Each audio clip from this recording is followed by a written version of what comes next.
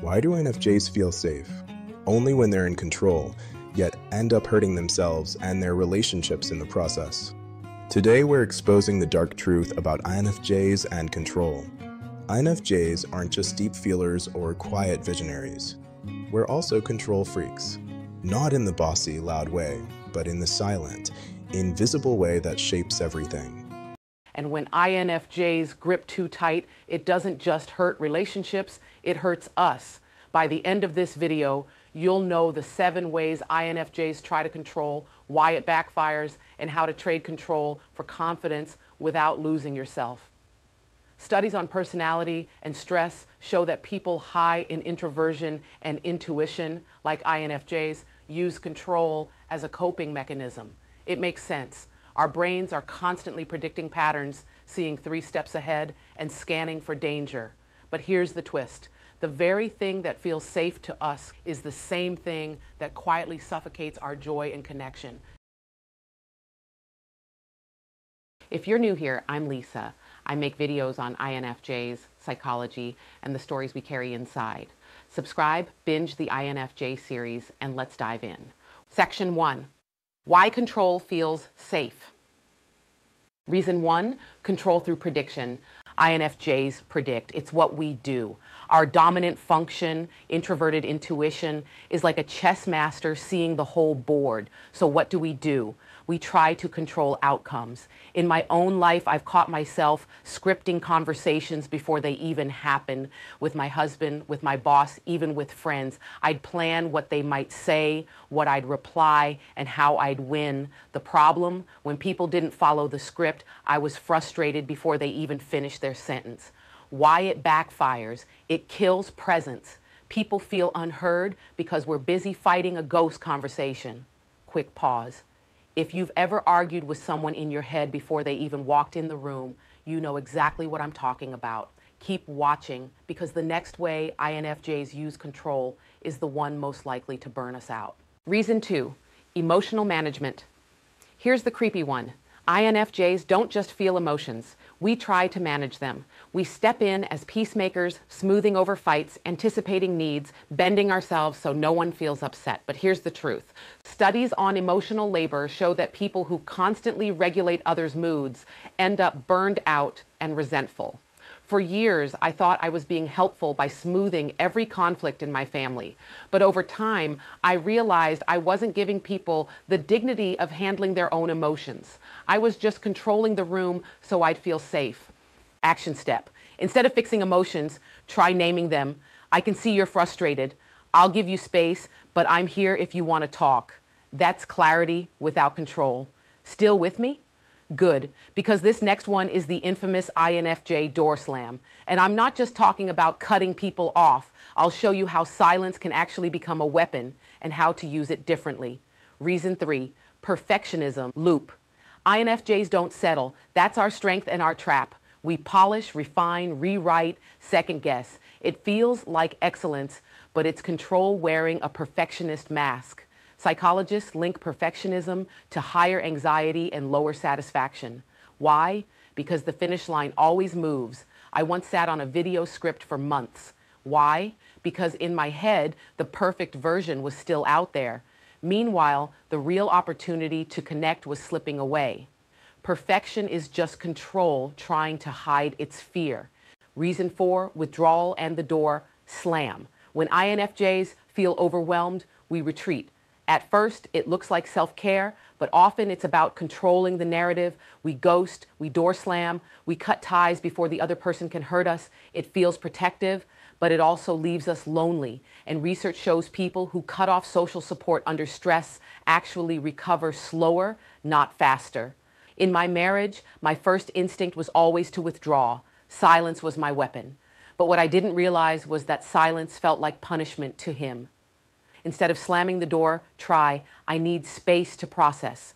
I'll check back in tomorrow. That's control with compassion. Reason 5, standards. That strain INFJs are wired for meaning. We crave deep standards, honesty, loyalty, authenticity. But here's the dark side. We expect others to live at that same altitude. And when they don't, disappointment sets in fast.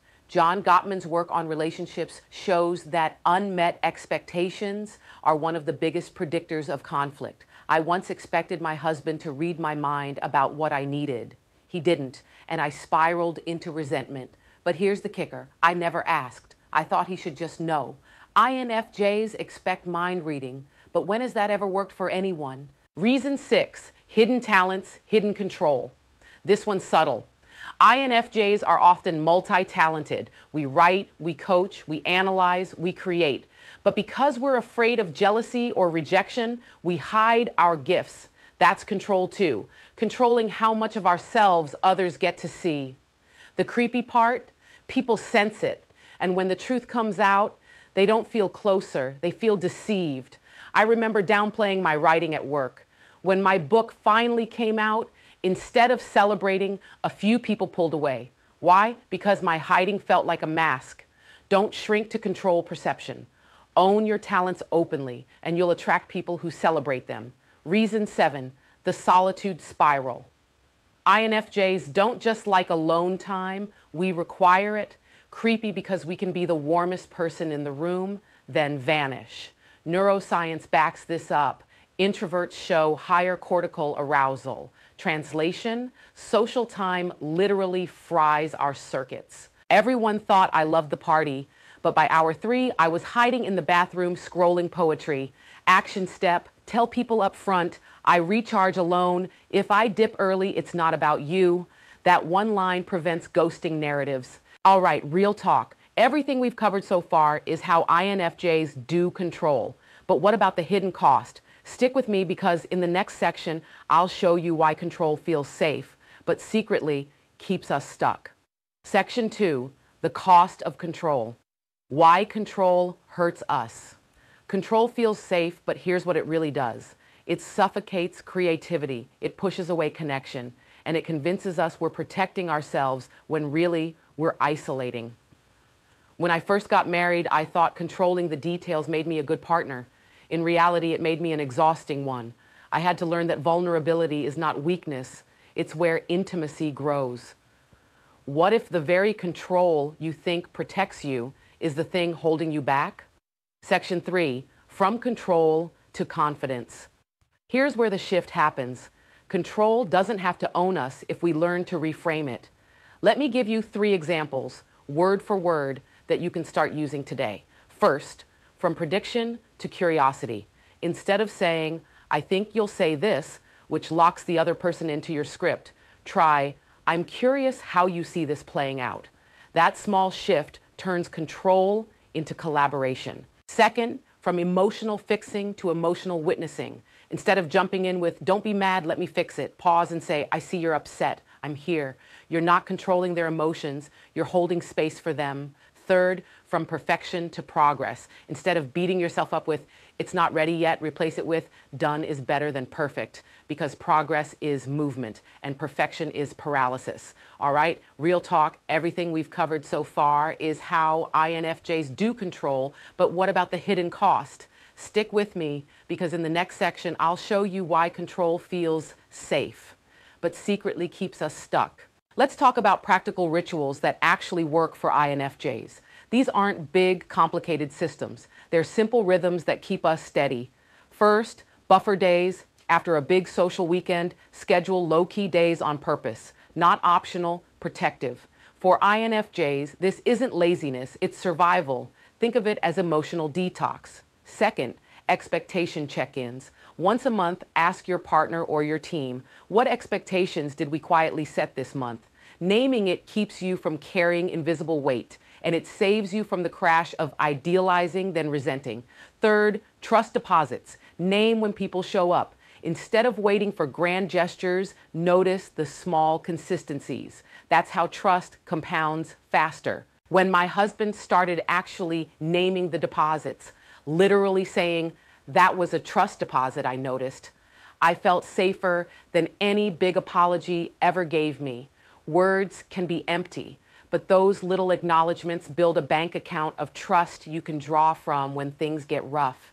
If you're still here, you're my people. because the next shift is where it gets practical. I'm about to give you the exact scripts and rituals I use in my own marriage to swap control for clarity. You can start using them tonight. And if you've ever thought this is just who I am, I'll never change, stay for this last part, because the truth is INFJs aren't control freaks. Section 4, the big truth. INFJs aren't control freaks, we're meaning freaks. We grip because we care. But the real power isn't in control, it's in trust, clarity, and choosing vulnerability. If this resonated, don't stop here. Hit subscribe, binge the INFJ playlist, and drop in the comments which form of control you wrestle with most. And if you're ready to go deeper, my book, The 2 a.m. Code, shares the story which once left me lost. Looking back, the signs were there all along. Today, I'm grateful because I get to do the research and share the breakthroughs with you.